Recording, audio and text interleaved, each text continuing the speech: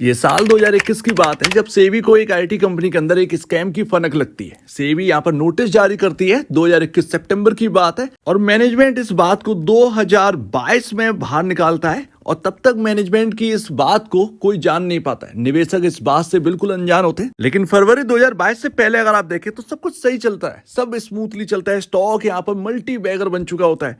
4 रुपए 6 रुपए का स्टॉक यहाँ पर 200 रुपए हिट करता है और अब तक ये कंपनी आईटी सेक्टर के अंदर एक बड़ी कंपनी के रूप में देखी जा रही थी। और ये वही स्टॉक का चार्ट है जो अभी कुछ देर पहले मल्टी बैगर रिटर्न दे रहा था। स्टॉक 95% यहाँ पर टूट चुका है, सब कुछ वाइप आउट हो चुका है, निवेशक की वेल्थ जा चुकी है। असल में ये स्टोरी शुरुआत होती है 2019 में आए एक आईपीओ जो कि 9 अगस्त को लिस्ट हुआ, एफिल इंडिया।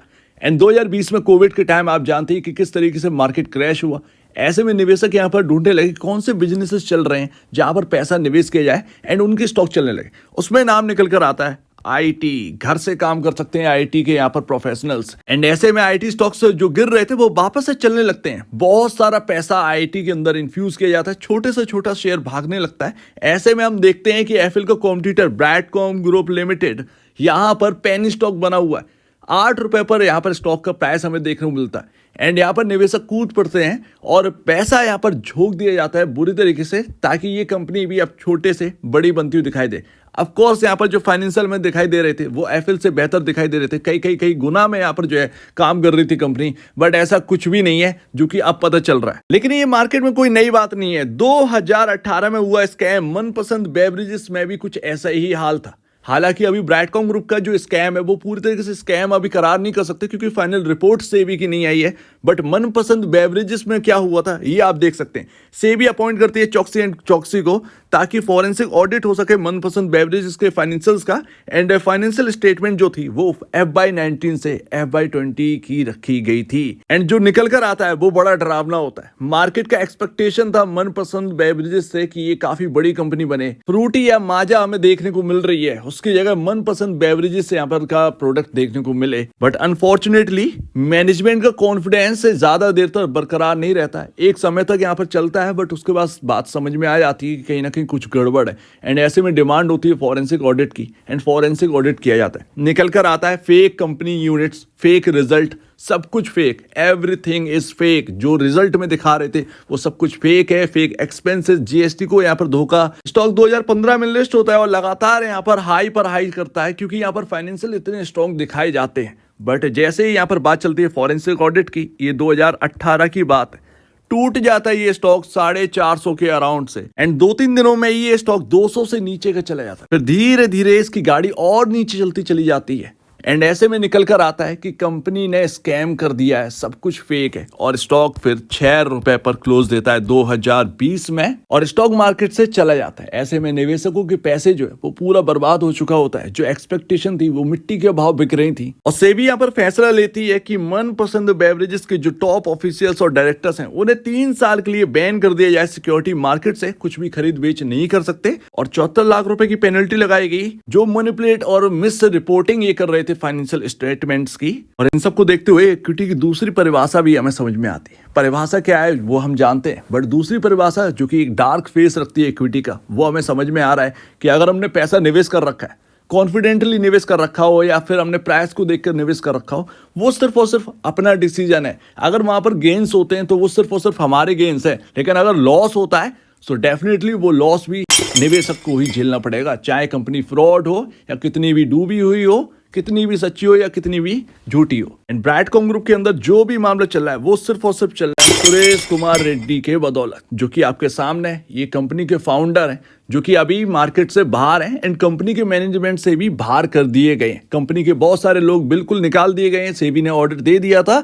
ये सब यहाँ पर हो रहा है बट यहाँ पर कंपनी का हाल अभी भी ठीक नहीं है। मैनेजमेंट अभी भी धोखा दे रहा है निवेशकों को और सेबी काफी कुछ बताता है अपनी रिपोर्ट में कि कैसे यहाँ पर जो है मिसमैनेजमेंट किया गया है या फिर यहाँ पर धोखाधड़ी करी गई है बैंक स्टेटमेंट को दिखाने में, जो कि बताया जा रहा है कि 500 से 600 करोड़ का यहाँ पर मामला है जो कि शेयर जारी करे गए थे कंपनी की तरफ से प्रेफरेंशियल अलॉटमेंट के जरिए। जो पैसा जुटाया गया वो एक्चुअल में इधर उधर बांट दिया गया कंपनियों में और गया एक ही पॉकेट में। और इस मामले में हमारे इंडियन मीडिया जो बिजनेस न्यूज चैनल्स हैं उनका बड़ा दोहरापन यहाँ पर दोहरा रूप समझ में आता है। जैसे कि आप किसी की भी बात कर लीजिए, CNBC टीवी 18, ET नाउ, बाकी यहाँ पर यानी कि दो बड़े बिजनेस चैनल्स जो कि हिंदी न्यूज़ चैनल कहलाते हैं, जी बिजनेस एंड CNBC आवाज़, यहाँ पर किसी ने भी कोई भी एक चुल्लू भर भी बात करना सही नहीं समझा।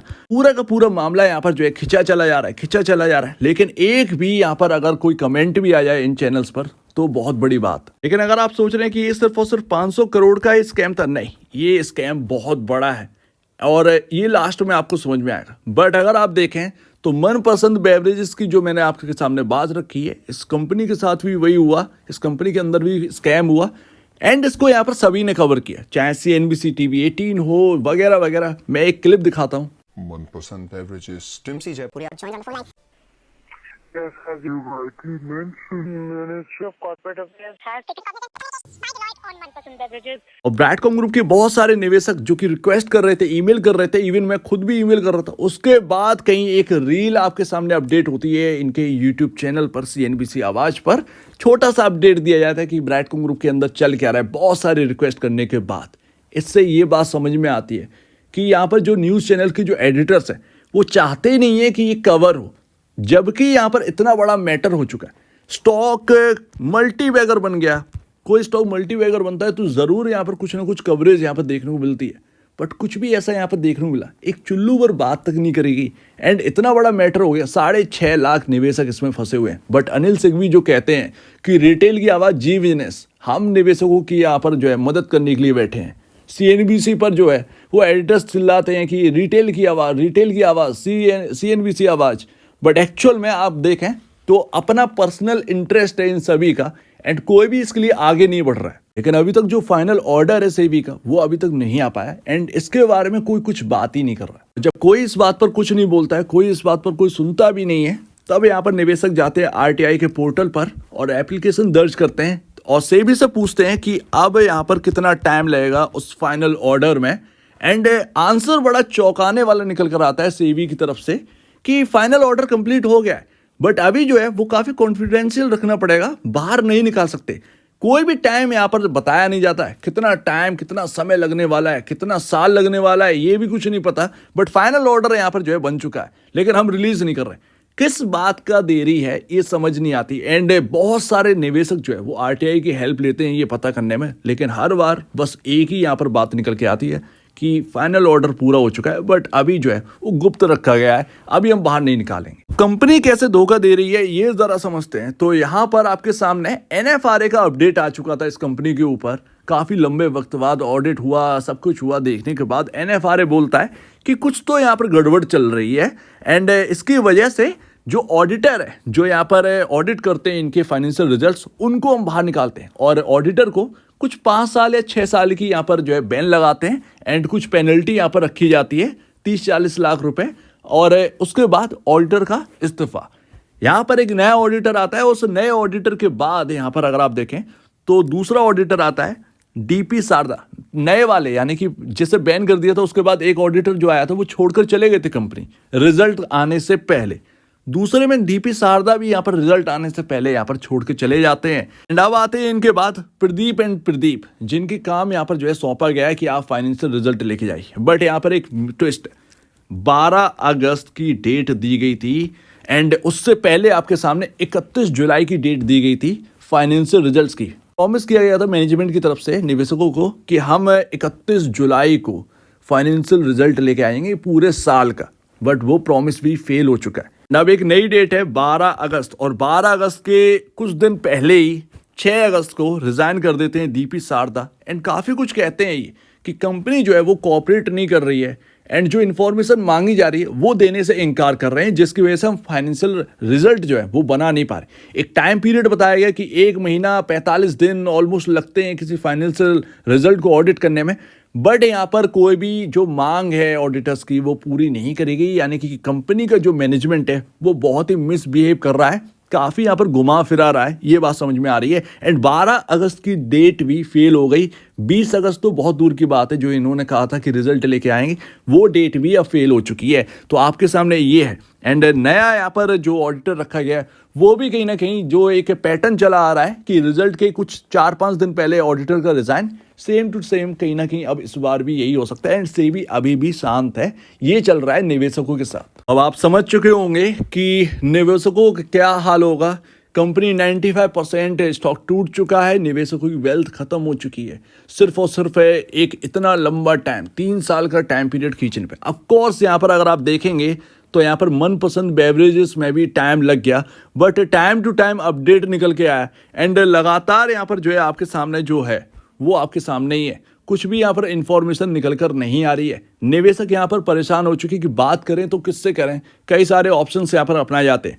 ऐसे में यहाँ पर एक निवेशक और हैं शंकर शर्मा, जो कि हमेशा मजाकिया मूड में रहते हैं। एंड उनका अगर ट्वीट भी देखेंगे तो कुछ हंसी मजाक वाली निकलते हैं, बट ऑफकोर्स यहाँ पर इक्विटी की परिभाषा हम सेकंड वाली समझ चुके हैं। एंड यहाँ पर किसी का भी यहाँ पर जो है रोल नहीं है आपको पैसे दिलाने में, ये समझ में आता है। ये निवेशकों का अपना डिसीजन है यहाँ पर निवेश करना। बट यहाँ पर अगर आप देखें तो फाइनेंशियल ऑडिट का जो फाइनल ऑर्डर है वो अभी तक मिसिंग है। एंड कंपनी 95% बर्बाद हो चुकी। कंपनी का स्टॉक मंडे टू मंडे आता है, बड़ा डरावना वाली बात है। लोअर टू लोअर सर्किट चल रहा है, ये बड़ा ही यहाँ पर जो है ना दिक्कत वाली बात है कि फाइनेंशियल ऑडिट में आप फाइनेंशियल के ऊपर कुछ भी यहाँ पर निकल के नहीं आए कि रेवेन्यू या फेक है या यहाँ पर प्रॉफिटेबिलिटी फेक है, जो कि मनपसंद बेवरेज में हमें देखने को मिल रहा था। बट फिर भी स्टॉक गिरे जा रहा है इस मैनेजमेंट की वजह से। ऐसे में कुछ तो यहाँ पर कड़ा रूप अपनाना चाहिए सेबी को। एंड आप देख ही रहे हैं जो कि मैंने आपको दिखाया CNBC आवाज एंड जी बिजनेस, क्योंकि सबसे ज्यादा व्यूअर्स यहाँ पर रहते हैं। एंड उधर पर तो आपके सामने कोई भी बात करी ही नहीं गई है एक लंबे वक्त से। अगर आप देखें तो यहाँ पर ये सब चल रहा है। अब कितना यहाँ पर जो है ना मामला बहुत अंदर तक घुसा हुआ है ये किसी को पता नहीं है। बट यहाँ पर बात आती है 500 करोड़ की, तो ये 500 करोड़ से ऊपर का मामला है, इसीलिए यहाँ पर आवाज़ उठ रही है।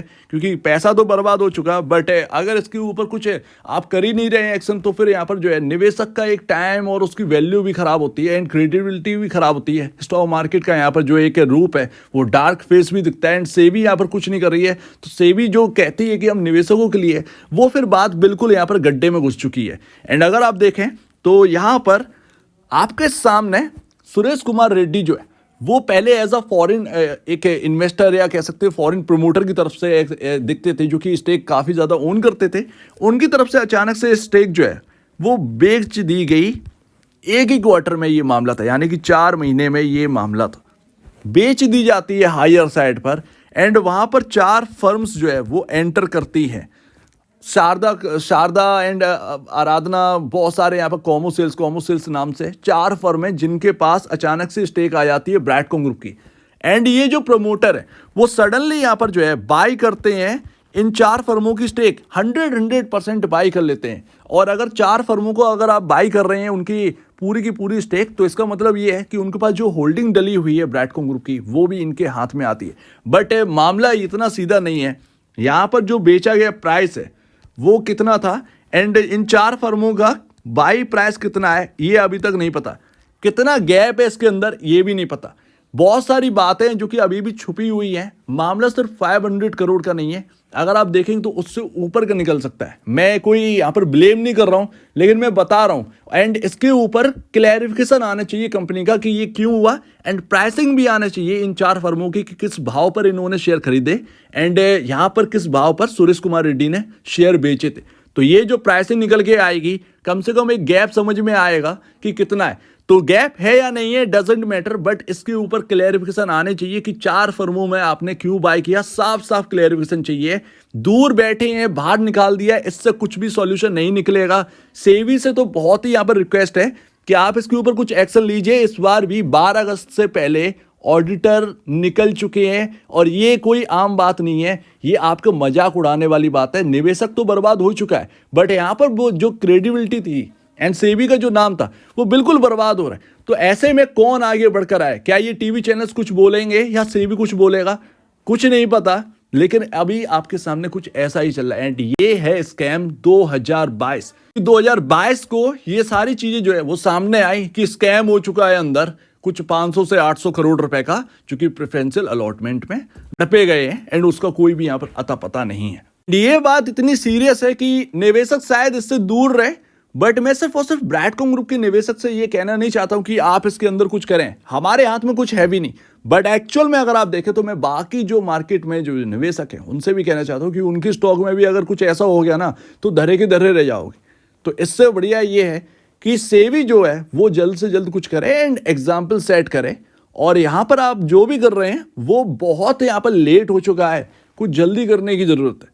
जल्द करिए, जल्द करने की नीड है। एनएफआरए का यहाँ पर नोटिफिकेशन आ चुका है, आप किस बात का वेट कर रहे हैं फाइनल ऑर्डर के रिलीज का, ये समझ से बाहर है। और कुछ बची कुची अगर कुछ रह गया है तो टीवी चैनल्स जो हैं वो थोड़ा सा कवर कर लें लाइव में, ताकि थोड़ा सा प्रेशर बने रेगुलेटर्स पर।